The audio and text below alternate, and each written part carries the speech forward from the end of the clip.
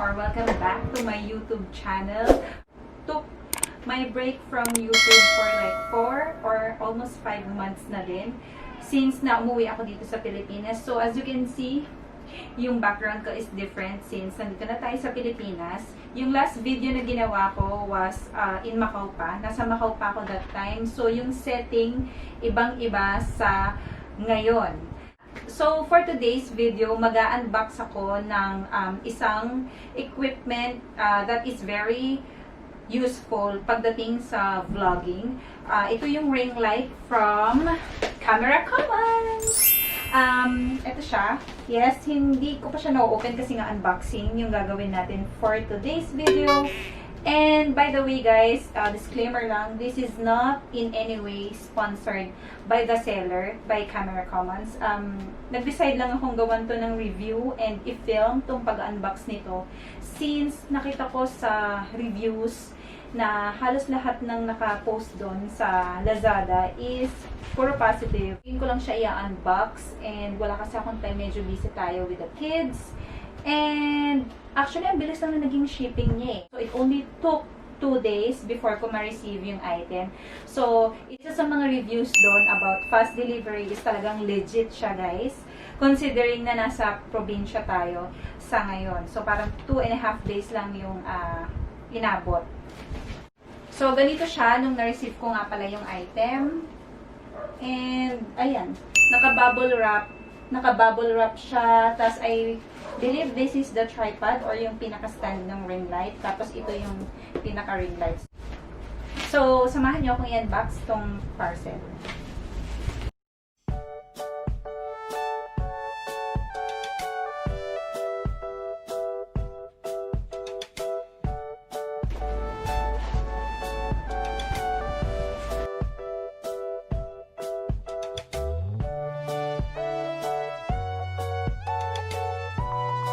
Itong tripod, may nakalagay na information or some details about it dito sa pinaka-box. It says here na, actually it's in Chinese, but you can tell naman by the figures that you can see here that it weighs around like 2 kilos. Ayan siya. So obviously, this is made in China.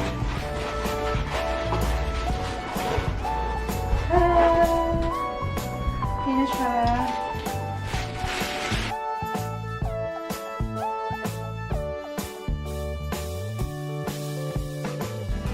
It's made of metal, I think. And try natin i-adjust. May pihitan siya dito, dalawa. And pag tinayo siya, ganyan. So, tabi ko muna dito para mabuksan natin yung isa pang box.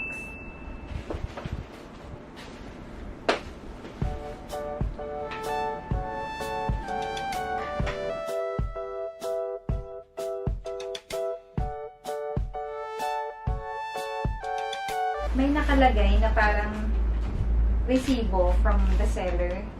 Ayan siya. Tapos, nakalagay syempre yung details ng store nila, like address, contact number, and yung amount ng mismong item. And on the top of the box, nakalagay din yung kanilang Facebook page and some details again of the said item. Tapos parang may checklist sila dito sa ibabaw na natesto nung staff nila before siguro i-ship out yung package. Parang with a bag. So, another legit na positive review is ring light comes with a bag. So, check ulit doon. For protection ng mismong ring light. So, thumbs up ulit. Ooh. So, moving on to the parcel. Ito yung laman ng bag.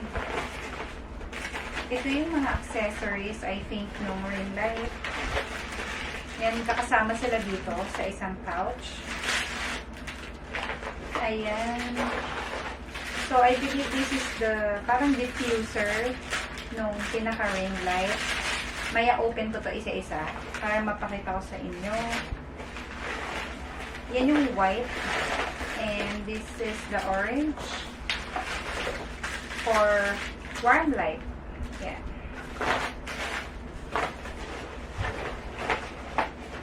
Ito yung cord. Ayan, cord. Tapos, yung ibang naman is, ito yung parang meron din siyang kasamang cellphone holder. Ayan, meron din siyang kasamang cellphone holder. Tapos, of course, meron din kasamang parang jack or yung, ba tawag dito, parang horseshoe. Ayan. Tapos, sa loob, may kasama din siyang instruction how to assemble the ring light.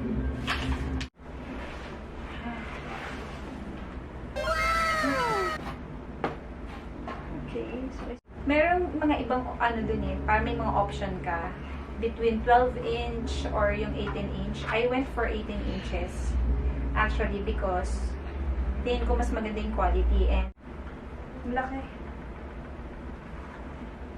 So, try ko muna siyang i-assemble dito sa tripod. So, i-adjust ko muna siya pababa. Saka ko na lang i-adjust yung length after makabit yung ring light.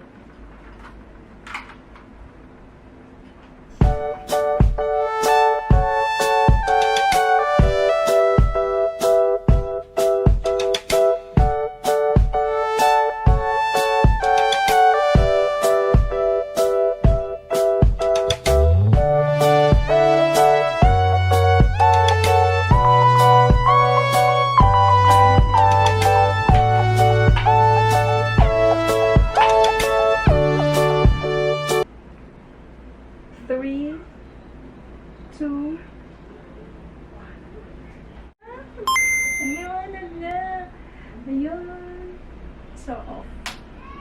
Ayan siya without the ring light. And with the ring light,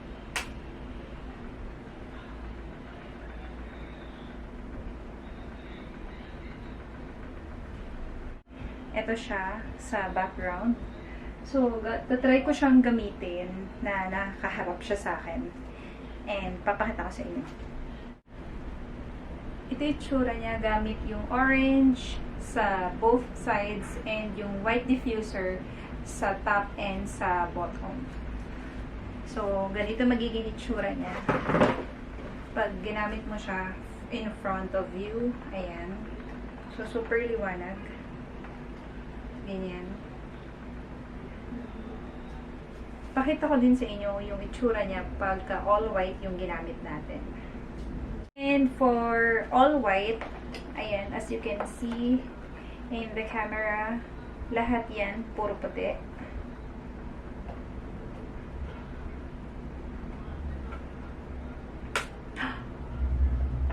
OA na sa liwanag mga sis. Pag super white. Atang gumagamit ng ganito kaliwanag mga sis. Unless super layo. Ang gagawin pag film. Ayan siya, pag all white yung gamit natin na diffuser. Ito, sobrang lapit nito, kaya sobrang liwanag sa face. Ayan. So, let's try naman the other one, which is all orange.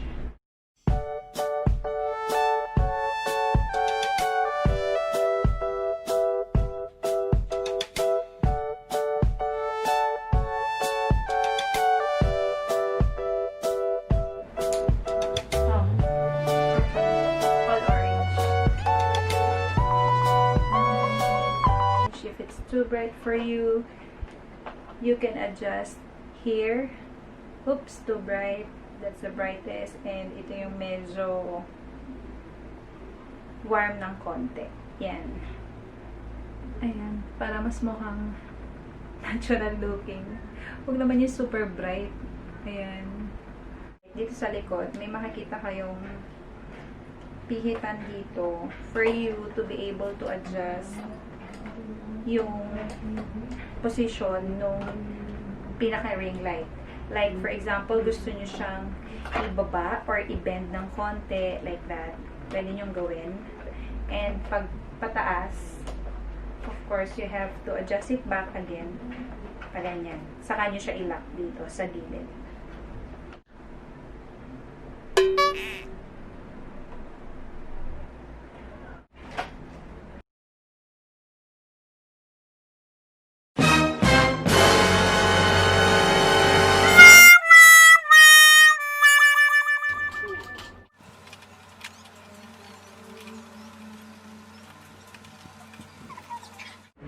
So, that is it. Ayan, nakita nyo yung unboxing part natin. And, actually, dalawa lang yung nakita ko na parang flaws. Una is, wala siyang remote control. Pangalawa is, hindi nabibend yung pinaka-head nung ring light. Unlike nung ibang nakikita kong gamit ng vloggers. Siguro, that's on the pricier side na ring light. So, ito, for its price and the quality, okay naman since nakita nyo kanina sa unboxing part na may mga diffuser siya, may orange and may white. So, pwede mong laruin yung kulay or yung setting na gusto mo. Depende na rin yan, syempre, sa preference niyo. So, yung nakikita nyong lighting ngayon, better na siya compared kanina. Mas maliwanag na siya and yung ginagamit ko right now is yung white and orange na combination. Yung orange sa gilid, both sides, and yung white diffuser sa top and sa bottom part ng pinaka-ring light. So, ayan, kita nyo na maliwanag na yung background natin compared kanina. And I suggest ito yung gamitin yung setting for your ring light. Kasi pag yung all white, masyado siyang maliwanag. And pag yung orange naman, pag all orange, masyadong warm yung kulay. So, ito, pwede nyo pa ding i-adjust like that. Ayan. That's the brightest. It can go as bright as this one. Tapos, adjust ulit natin. Pag ayaw nyo ng sobrang liwanag, ganyan lang siya. Ayan. Maliwanag pa din. Without the ring light, this is how it looks like. Ayan, no ring light at all. This one is with ring light. So, that's it for today's video, guys. I hope nakatulong tong video na to sa inyo kung nag-iisip kayo or nagbabala kayong bumili or umorder sa kanila. Please, i-check nyo rin yung mga comments or yung mga reviews online or especially sa Lazada. And para naman medyo kampante yung kalooban nyo before you pay or before you proceed with the payment. So, I hope you consider subscribing to my channel if you haven't subscribed yet. And please, like and share this video kung sa tingin nyo helpful or informative to. Salamat sa panonood and I'll see you guys on my next video. Bye!